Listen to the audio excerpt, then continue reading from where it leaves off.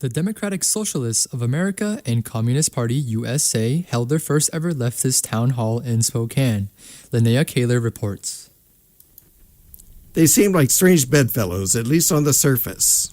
When this reporter first read about Spokane's first ever leftist town hall at the Central Library on October 5, featuring Sarah Dixit, a candidate for the Spokane City Council, my brain floated out a question mark big enough to trip a horse. None other than the Democratic Socialists of America and the Communist Party USA of Eastern Washington hosted the town hall. Having done missionary service in the former Soviet Union, this reporter has met many kinds of communists.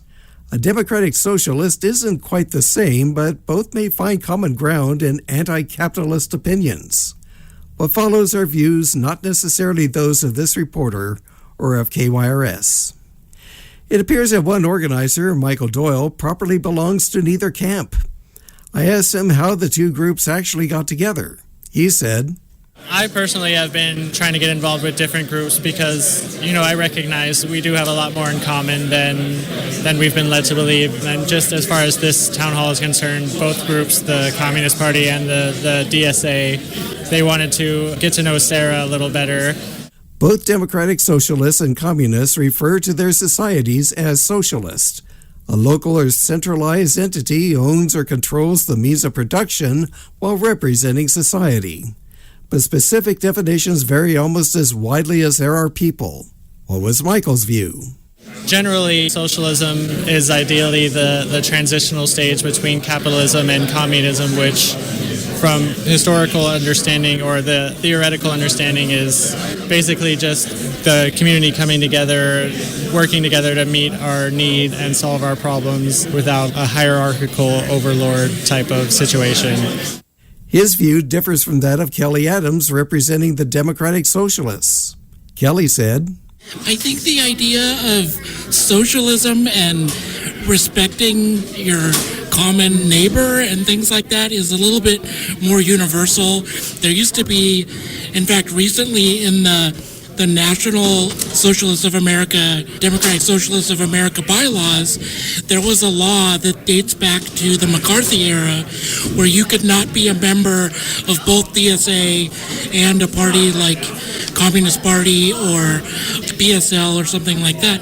And that was repealed at our national convention in August of this year. So now we can accept folks that are, and in fact, be dual members ourselves. So I think that that's going to bring in kind of some interesting synergy between these two groups. This was a lot of fun to plan. I met a lot of new people, and I'm excited to do something else like this in the future. It's interesting that the two sides buried the hatchet. But what role do democratic socialists see as their part in the democratic process? I think as a democratic socialist, we agree with the tenets of socialism, but we realize that we want to bring that about through the framework of representational democracy, and that we don't want somebody to prescribe from on high, it's going to be this way. We want to well up from the grassroots and make our changes that way. And that's kind of a big difference in my mind. And I think it's really a big tent because the Democratic Socialists of America, we're not a political party. We're a political advocacy group. And that gives us a lot of flexibility to work with different folks. It's a view that many would think naive, for democracy had been hard won and easily lost in countries describing themselves as socialist.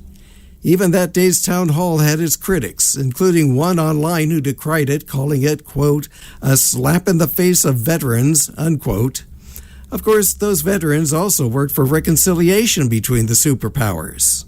Kelly said, my grandfather was a POW in World War II, and he always felt like we were fighting alongside of communists against fascists. And even though the things that he endured and the escape that he made was full of all sorts of trauma that plagued him through the rest of his life, I think that there is a strong distinction there. And I think that communism, be it Trotskyism or Leninism or all of the different flavors, but I think that there's a common thread there that we can all agree are fellow person in our neighborhood is just as valuable as we are, and that we should share what we have with them and they should share what they have with us. How about the view from the communist side? Will Neville of the Communist Party USA said, "Our parties both take anti-capitalist stances, and our groups both agree that local elections are very important. It's very important to get our community engaged in various issues.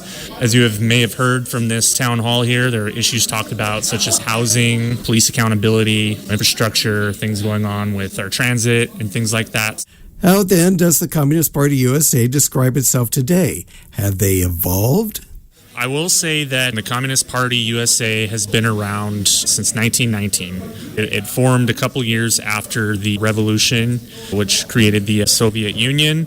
The Communist Party USA has a fraternal relationship, has had one with the Communist Party of the Soviet Union, continues to have one today with the Communist Party of China. There's people right across the border with the Communist Party of Canada. Our group we're Marxist-Leninist Party. We're here today on the forefront of a lot of the issues that we're trying to organize a fight against fascism, which with Trump being elected, it's a very serious thing. We're involved in anti-war, anti-imperialism demonstrations locally. One may ask, given the history of communist governments allowing only one political party and even the state being sole employer, what democracy in such a system looks like.